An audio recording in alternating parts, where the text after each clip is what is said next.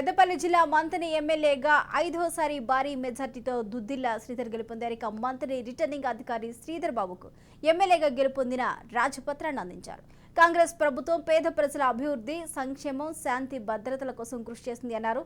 వ్యవస్థలను చేతిలోకి తీసుకుని తెలంగాణ ప్రభుత్వం చేసిన అరాచకాలను గుర్తుపెట్టుకుని ప్రజలు కాంగ్రెస్ పార్టీకి అవకాశం ఇచ్చారన్నారు.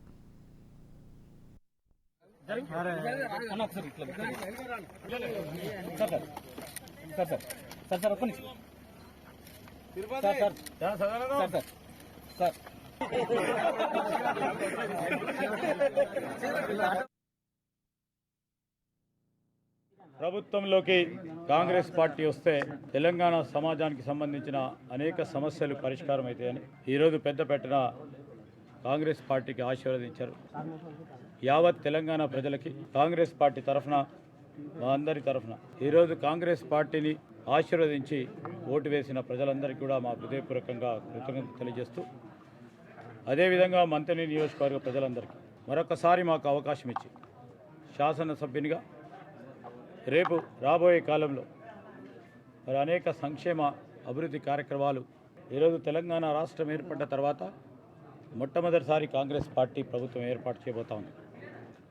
ఈ తరుణంలో ప్రధానంగా మాకు ఒకటి సంక్షేమం, రెండవది అభివృద్ధి, ఈ రాష్ట్రానికి సంబంధించిన శాంతి భద్రతలకు సంబంధించిన ప్రధానమైన అంశంగా ఈరోజు అందరికీ న్యాయం చేయాలి.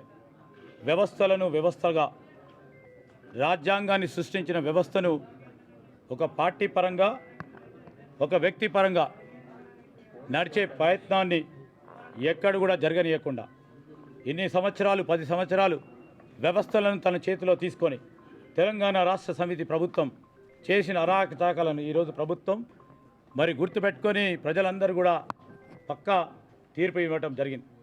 ఈ సందర్భంలో మేము చెప్తా ఉన్నాం, మేము 6 గ్యారంటీలతో పాటు మేనిఫెస్టోలో పెట్టిన ప్రతి అంశాన్ని సూక్ష్మంగా రాబోయే 5 సంవత్సరాల కాల వ్యవధిలో మా హామీలు నిలబెట్టుకునే కార్యక్రమం చేయబోతాం.